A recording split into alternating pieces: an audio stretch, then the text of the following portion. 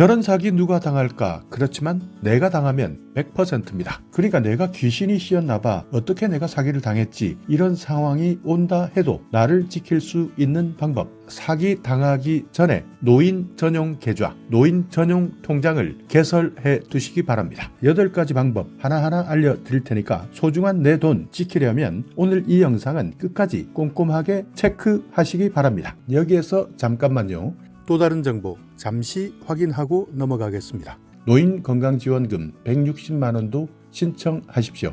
65세 이상이면서 6개월 이상 일상 도움이 필요한 장기 요양 대상자라면 누구나 신청 가능합니다. 노인복지연구 모르는 사람은 내 돈 내고 사지만 아는 사람은 15%에서 6%까지만 내고도 구매할 수 있습니다. 그레이몰에 전화하셔서 나도 대상자인지 반드시 챙겨보시기 바랍니다. 안녕하세요. 브라드 타이거입니다. 정말 많은 사람들이 사기를 당하고 있습니다. 특히 고령층을 대상으로 하는 사기 건수 매년 증가하고 있습니다. 자, 일단 먼저 자료부터 한번 살펴보겠습니다. 금융감독원에서 발표한 보도자료입니다. 금융회사 사칭으로 금전을 편취하는 악질 불법 금융투자업자에게 속지 마세요. 2024년 정말 많은 피해들이 있었습니다. 불법 금융투자 사이트 게시글을 통해서 많은 사람들이 피해를 봤는데요. 불법업자 사기수법 정말 고도화되고 지능화되는 추세입니다. 내용이 정말 많습니다. 증권사를 사칭하는 고수익 보장 미끼, 불법 투자 중개부터요. SNS 그러니까 유튜브나 블로그, 페이스북 같은 것을 통해서 불법 투자 자문을 하는 사람들, 여기에다가 유명 증권사나 임직원을 사칭한 불법 투자 매매, 그 외에도 각종 보이스피싱 같은 내용들, 그래서 정말 많은 사람들이 사기를 당하고 있습니다. 그런데 유독 고령층들이 더욱더 피해가 크다고 하는데요. 젊은 사람들은 그나마 젊을 때 한번 사기를 당한다 하더라도 다시 한번 일어설 수 있는 기회가 있습니다. 그렇지만 고령층들은 바로 끝입니다. 한번 사기를 당하면 더 이상 일어설 수 없는 상황이 됩니다. 그야말로 벼랑 끝에서 떨어질 수밖에 없는 상황인데요. 각종 불법 금융투자업자, SNS 광고 사례, 이것 누르면 끝입니다. 바로 사기꾼과 연결되기 때문에 절대 누르시면 안 됩니다. 분명히 한 번 정도 보신 적이 있을 겁니다. 하루 3번 과목에 기회가 있다. 카카오톡에서 돈을 벌 수 있게 해주겠다. AI를 통해서 70만 원을 1억까지 만들어주겠다. 그리고 각종 주식입니다. 상한가 친다. 코스피 상승 추세, 급물살이다. 이렇게 해서요. 주식에 대한 사기를 치는 사람들. 그 외에도 많습니다. ETF 12주년 기념 포인트를 주겠다. 트럼프 얼굴까지 나오네요. 이렇게 각종 SNS 광고 한번 누르게 되면 불법 금융투자업자와 자동으로 연결되기 때문에 절대 이런 불법 금융투자업자 광고는 누르시면 안 됩니다. 일단 이런 내용들은 어찌되든 모든 것들이 사기꾼들이다 이렇게 생각하시면 되는데, 자, 오늘 제가 말씀드리려고 하는 내용은 이런 내용 속지 마시라 라는 것 이전에 미리 내가 나이 들기 전 노후 최후의 보루, 혹시 내가 사기를 당한다 해도, 그러니까 내가 귀신이 씌었나 봐, 어떻게 내가 사기를 당했지, 이런 상황이 온다 해도 나를 지킬 수 있는 방법, 내 생활비를 지킬 수 있는 통장을 만드는 방법. 그러니까 어떻게 보면 노인 전용 계좌다, 통장이다. 젊을 때는 조금 괜찮습니다. 그렇지만 나이가 들고 나서 금융사기를 당했을 때는 전 재산을 다 잃게 됩니다. 경제적 피해뿐만 아니라 이때부터는 심적인 피해도 클 수밖에 없습니다. 정말 괴롭기 때문에 극단적 선택을 하는 사람들도 많습니다. 여기에다가 이런 사기꾼뿐만 아닙니다. 어떤 사람들은 아직도 독립하지 못한 자녀들이 부모의 연금을 가로채는 경우도 있고요. 또 어떤 곳에서는 치매에 걸린 사람, 그러니까 고령자의 예금을 요양보호사 같은 돌봄을 하는 사람들이 가로채기도 합니다. 그렇기 때문에 이런 내용들을 방지할 수 있는 방법, 최소한의 생활비를 지킬 수 있는 방법 알려드릴 테니까요. 이런 내용들은 조금 귀찮아도 꼼꼼하게 하나하나 체크하셔서 미리 대비하시기 바랍니다.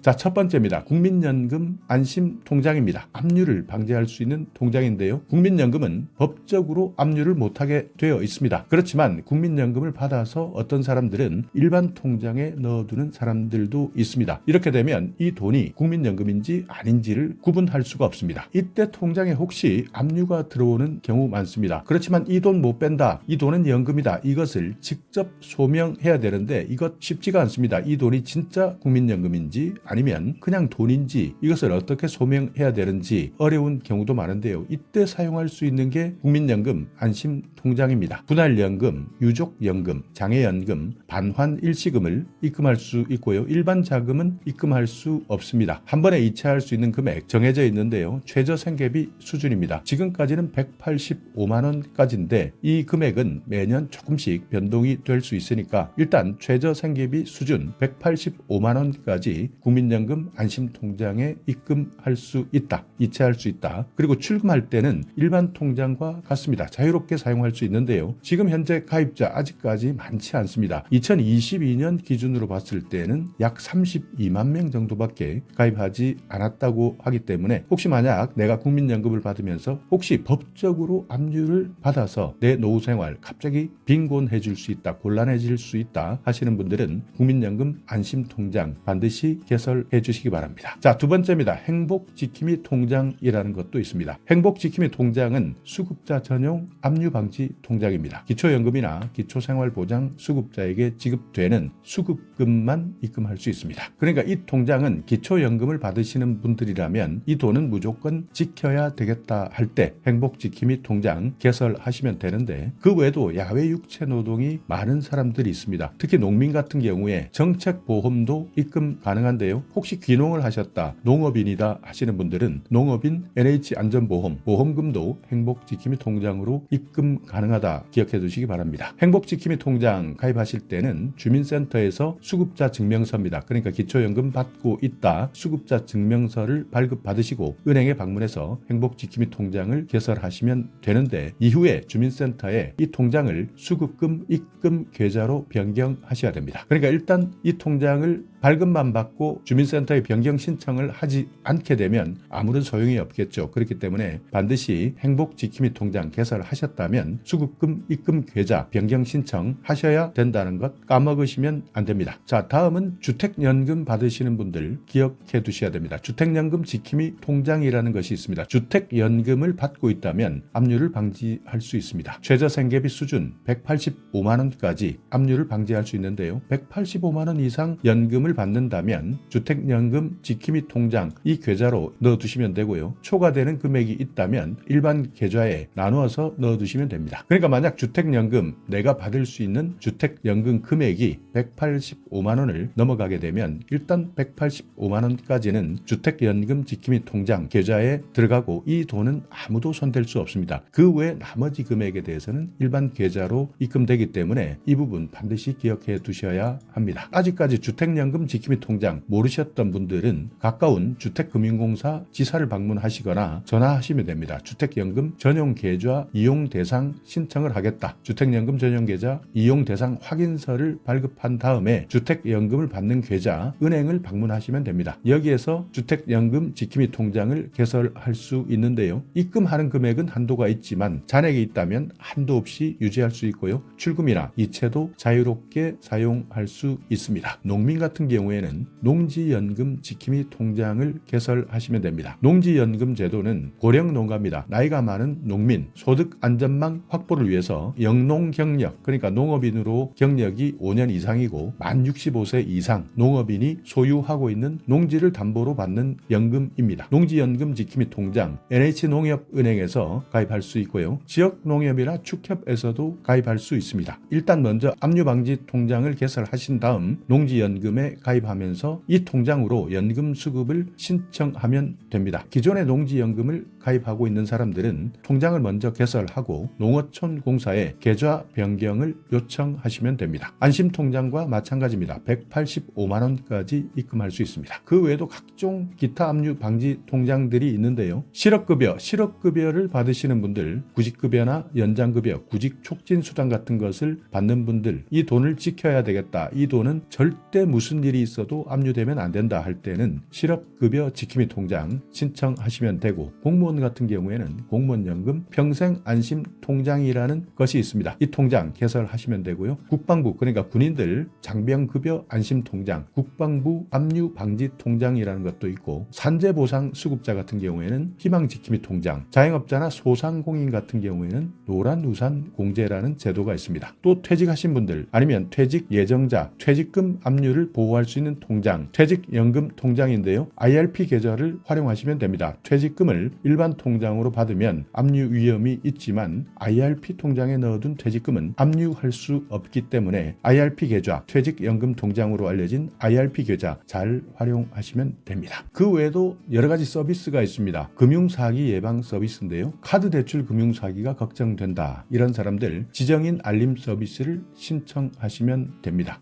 특히 나이가 든 고령자 같은 경우에는 신용카드 대출 상품 이용 내역이 가족이나 사전 내가 지정한 사람들에게 문자 메시지로 안내됩니다. 그러니까 내가 만약 사용하지 않았는데 다른 사람이 내 카드를 사용한다. 여기에 카드로 대출까지 받아버린다면 힘들어질 수밖에 없는데요. 그렇기 때문에 카드 대출 금융 사기가 걱정된다면 이렇게 지정인 알림 서비스를 활용하시면 됩니다. 카드론이나 현금 서비스를 이용하는 고령자가 가입 가능한데요. 신규 카드를 발급할 때 가입할 수도 있고 발급 이후에 그러니까 지금 신용카드를 사용하면서도 이후에도 개별 가입이 가능합니다. 다만 서비스에 가입할 때 알림을 받도록 지정한 사람의 동의가 있어야 합니다. 그러니까 내가 정말 믿을 만한 사람, 내 가족이나 지정한 사람, 이 사람이 만약 내가 카드를 쓴다면 카드로 현금 서비스나 대출을 받았다면 지정한 사람에게 알려줄 수 있는 지정인 이 사람을 반드시 지정해야 되는데 이 지정한 사람 동의가 있어야 알림 서비스에 가입됩니다. 만약 지정인이 동의하지 않으면 알림 서비스는 제공되지 않기 때문에 이 부분은 반드시 기억해 두셔야 되는데 최근에는 정말 이런 카드 금융 대출 사기가 극성입니다. 그렇기 때문에 지정인 알림 서비스 카드 대출 금융 사기가 걱정된다 하시는 분들은 이 서비스 반드시 신청하시기 바랍니다. 자, 또 하나는 대리 청구인 지정 서비스도 있습니다. 어떤 사람들 설마 내가 치매 걸리겠어 라고 생각하지만 치매뿐만 아니라 깜빡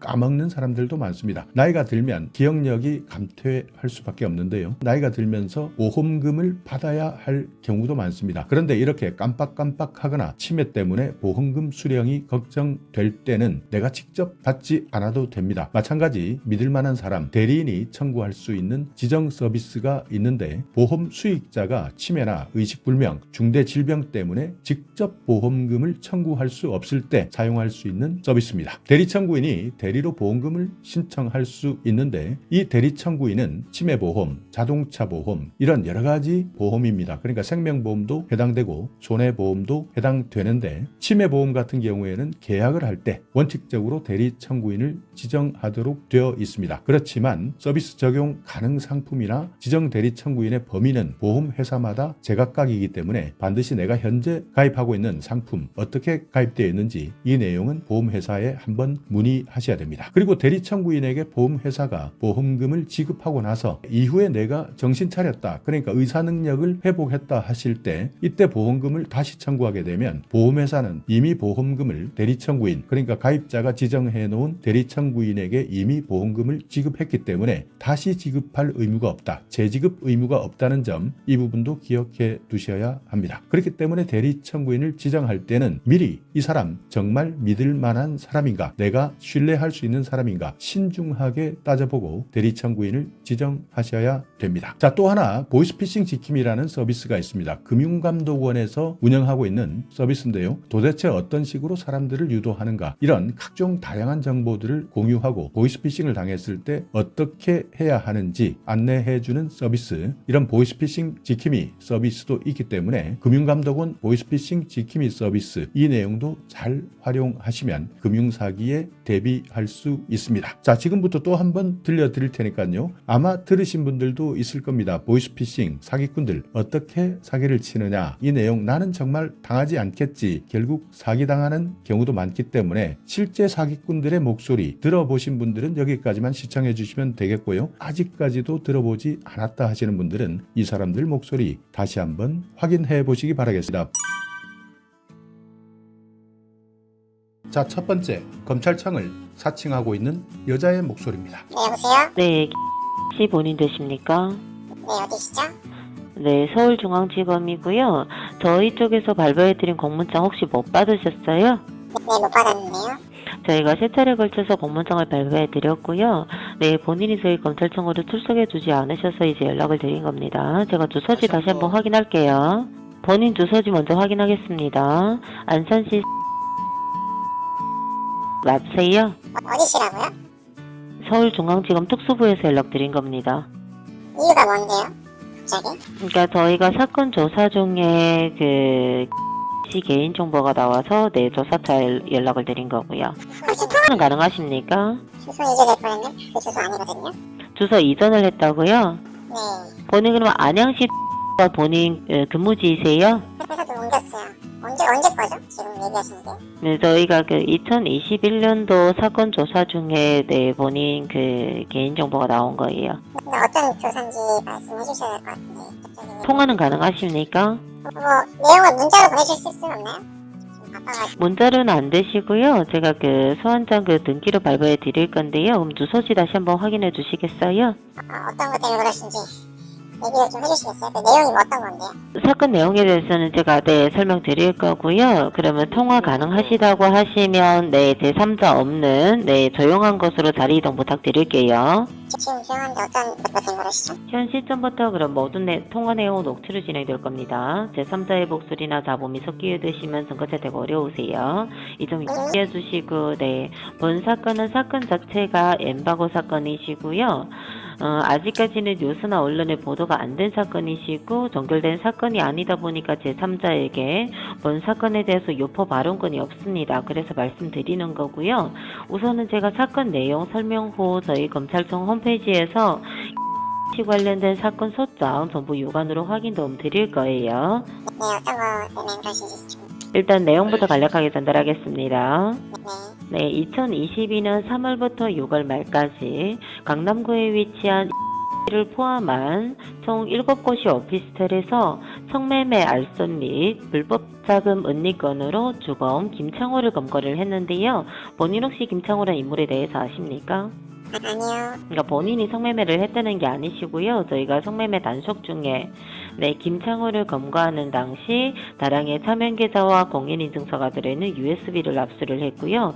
그 과정에서 개인정보가 나와서 연락을 드린 거예요. 네. 저희 쪽에서 확인된 거는 2021년 1월 27일자로 본인 명의로 은행 계좌가 개설이 되셨고요. 그 계좌로 인해서 불법 거래가 2,300만 원 정도 있으셨습니다.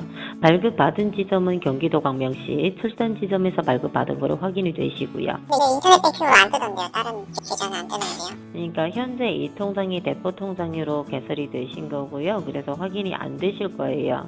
그러니까 이 계좌 본인이 개설하신 거 맞으세요? 아니죠. 그럼 이 계좌가 개설된 거에 대해서는 전혀 모르고 계셨다는 거예요? 아니, 계좌가 있으면 원래 인터넷 뱅킹으로 다 나와야 되는 거 아니에요? 그러니까 대포 통장으로 이용이 되셨으니까 확인이 안 되십니다. 본인이 확인이 됐으면 어떤 조치가 있으셨겠죠?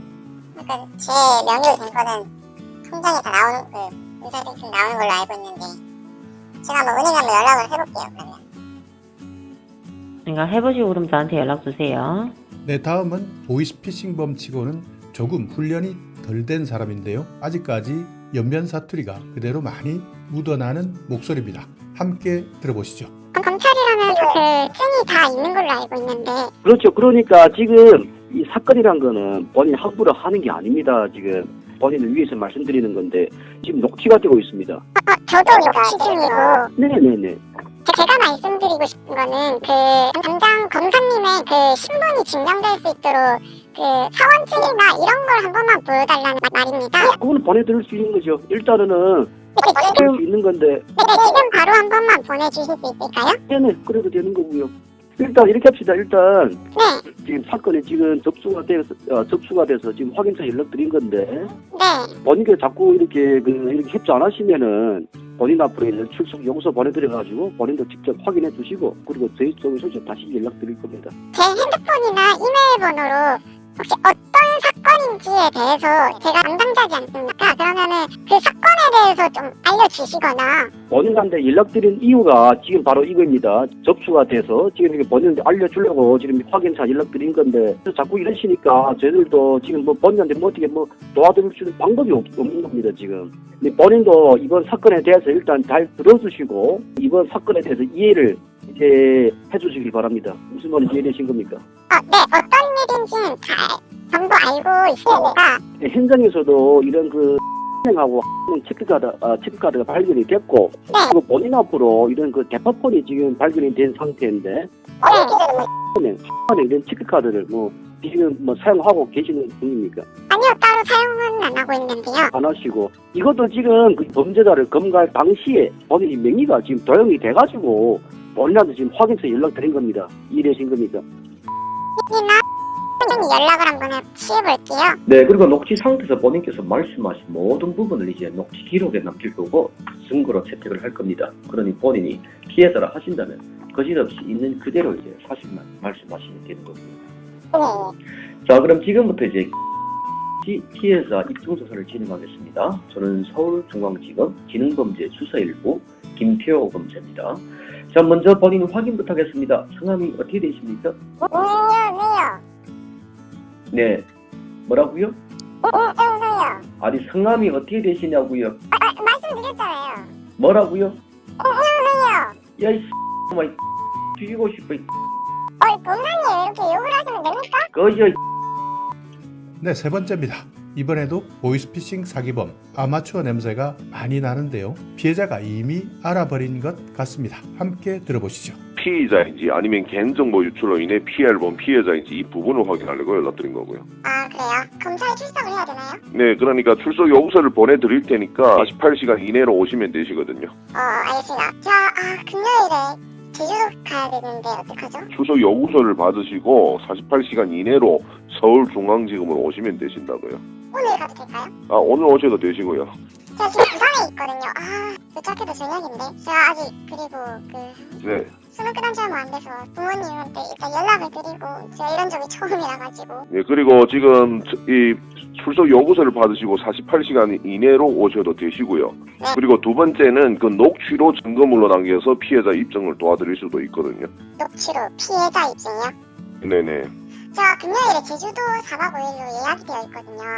네네네.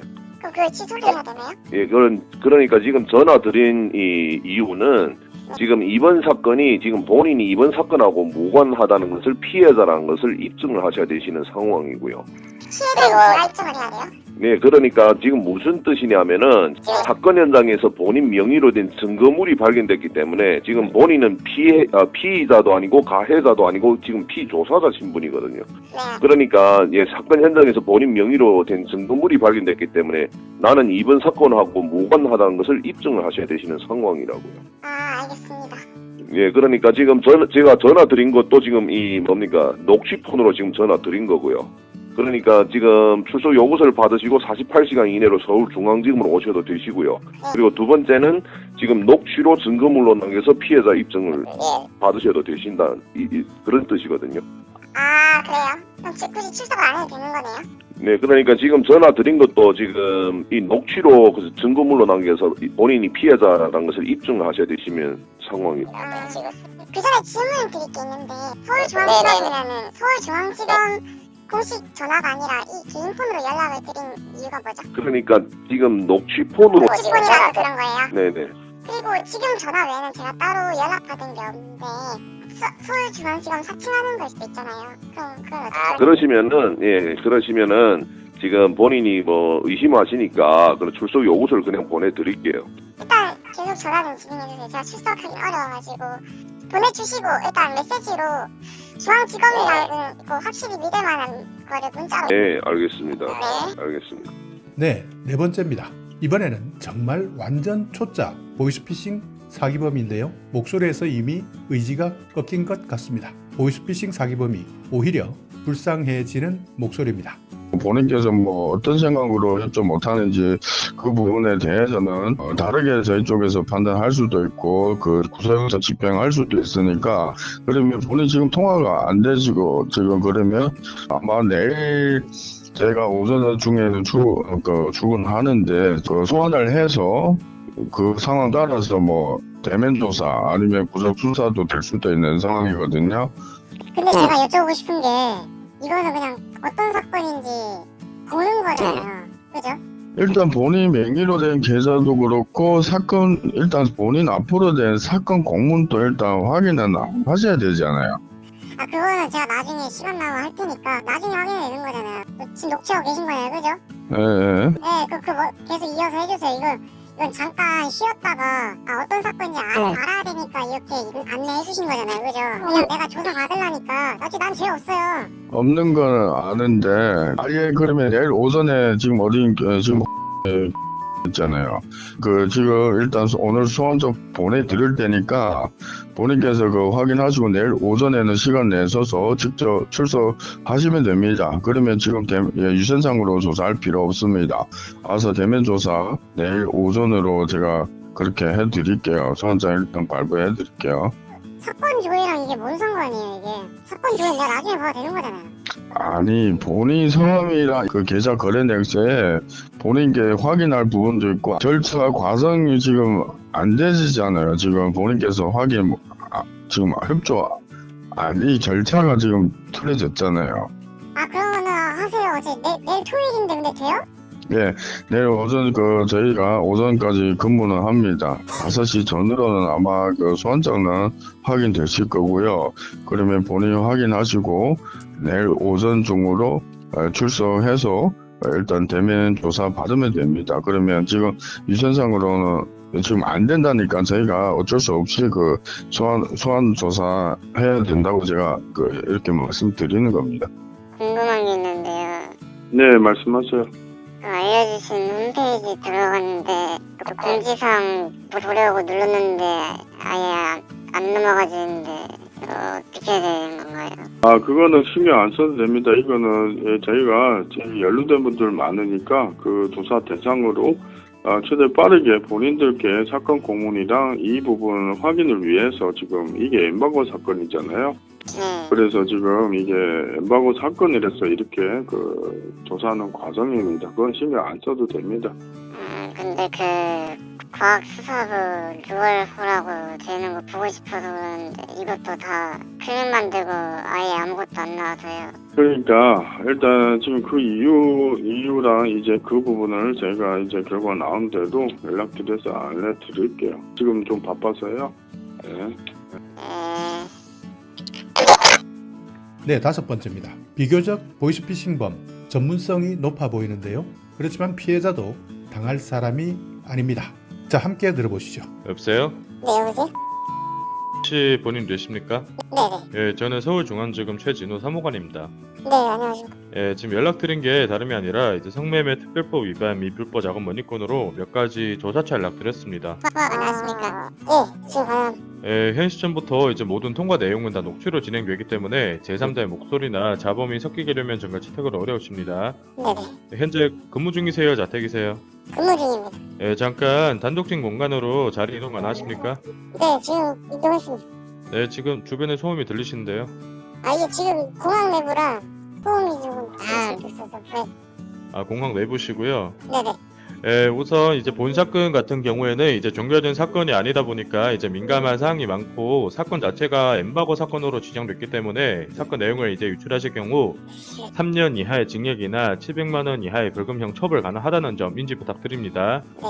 그리고 제가 이제 사건 내용 설명 후에 이제 저희 검찰청 홈페이지에서 관련된 사건 소장부터 유관으로 확인시켜 드릴 거고 우선 제가 사건 내용부터 간략하게 설명드릴게요. 이제 2022년 3월부터 6월 말까지 총 7곳의 오피스텔에서 성매매, 알선 및 불법 자금 원익 혐의로 저희가 주범 김용식을 검거를 했는데 이제 혹시 본인과 관계가 어떻게 되십니까? 아예 모르는 분입니다. 일단 지금 본인 앞으로 나오는 그 공문장에 대해서 제가 유관으로 확인을 시켜드릴 건데 통화 중에 휴대폰으로 인터넷 접속 가능하시죠? 네. 그 휴대폰으로 인터넷 창 아무거나 하나 열어주시고 잠시만요. 맨 위에 URL 창을 이제 공백으로 지워주시고 저한테 말씀해주세요. 네, 저 공백으로 지워놨습니다. 예, 제가 이제 홈페이지 주소를 알려드릴게요. 입력하시고 접속하시면 됩니다. 네. 예, 하나하나 4점 26점 38점 30 좋습니다. 예, 접속하시면 되세요. 네, 접속했거든요. 예, 지금 화면에 보이시죠 홈페이지. 네네네. 예, 하단으로 당겨 보시면은 온라인 민원 옆에 나의 사건 조회라고 나오실 거예요. 예, 나의 사건 조회 클릭해 주시고 비회원 실명 확인해 주시면 됩니다. 그럼 사건 소장이 확인되세요. 눌렀습니다. 예, 그리고 비회원 실명 확인이라고 나오시죠? 네. 비회원 실명 확인하시고 이제 사건 번호 확인되시면 저한테 말씀해 주세요. 잠시만요. 네. 실명 확인 다 하셨어요? 여보세요? 제가 다시 한번 연락드릴게요. 언제 연락하시나요? 좀 이따 다시 연락드릴게요. 네, 언제쯤 연락하시냐고요. 좀 이따 연락드릴게요. 저도 바빠서 못 받을 수 있으세요. 다시 연락드릴게요, 제가. 이렇게 말귀를 뭐하러 들으세요? 제가 다시 연락드릴게요. 네, 6번째 사례인데요. 이번에는 보이스피싱 사기범. 너무 답답하고 억울했는지 결국 자기가 화를 내고 마네요. 함께 들어보시죠. 네네, 근데 경찰에서 전화 주신 거 맞죠? 서울 남부지검입니다. 그리고 제가 앞으로 전화드린 이유는 다름 아니고 저희가 이번 수사하는 과정에서 이 통장 명의자인분들을 보시게 되면은 이 대다수 분들은 명의도용으로 통장이 개설되셨지만 하지만 몇몇 분들은 이 코로나19 사태로 인해 생활 형편이 어려우시다 보니까 이 사람한테 이 금전적인 대가를 받고 판매를 하신 분들도 계셨더라고요. 그래가지고 지금 본인께서도 김영신 일당들이랑 단돈 10원이라도 오갔는지 뭐 양도금 판매한 사실이 있는 건지 아니면 본인도 마찬가지로 이 개인정보 유출로 인한 명의도용을 당하신 피해자분이신지 이 진위 여부 확인차 연락드렸습니다. 이해되시나요? 아, 그걸 개인 번호로 연락을 주셨어요? 저희 사법기관에서는 본인 앞으로 절대로 개인 번호로 전화가 가지 않습니다. 저는 이 법원에 인가받은 녹취용 단말기로 이 본인 앞으로 녹취 수사를 하기 위해서 연락드린 겁니다. 인지되십니까? 아니, 그걸 정확하게 명확하게 제가 한 것도 아닌데 왜 제가 출석을 하는 건지. 그러면은 본인께서는 김영신이라는 사람도 모르시고 우리는 그걸 개설한 적도 없다라고 말씀하셨는데 본인께서도 피해자라고 주장하신데도 저희 법적으로 입증될 만한 피해자 증거 자료가 있습니까? 아니, 생각을 해보세요. 내가 개인정보를 준 것도 아니고 내 통장을 준 것도 아닌데 왜 내가 저기요. 그러면은 제가 지금 유선상으로 지금 제가 더 이상 말씀드릴 거 없는데 소환단 발부할게요. 일단은 출석하셔서 수사를 받으시면 되시겠습니다. 아시겠죠? 아니, 잠깐만요. 정확하게 내용이 뭔지는 다시 설명 좀 해주세요. 지금 도저히 이해가 안 돼가지고 이 부분에 대해서. 그거는 제가 앞부분에서는 제가 말씀 다 드렸는데 집중 안 하신 거 아닙니까? 아니, 그거가 이해가 안 되십니까? 수사관님, 내가 그러면 그 남북에 확인해봐도 돼요? 네, 확인을 하시고요. 저는 조직 범죄 수사과 메모 하나 하시면 메모하십시오. 아니, 확실한 거예요? 아니, 메모하시라고요. 자꾸 저한테 따지지 마시고 확실하나 안 확실하나 그거는 본인이 판단을 하시는 거지. 일단은 수사 안 하실 거면은 제가 소환차 발부하도록 하겠습니다.